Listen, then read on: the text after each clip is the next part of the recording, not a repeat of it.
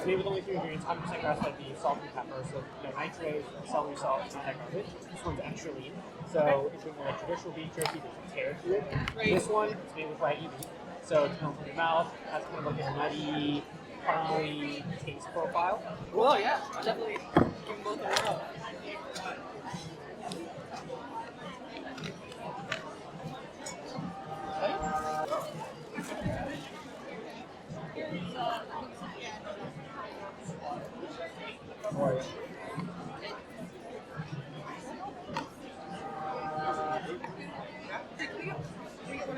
One of each? All right. Thanks a lot. Enjoy. Thank you very much.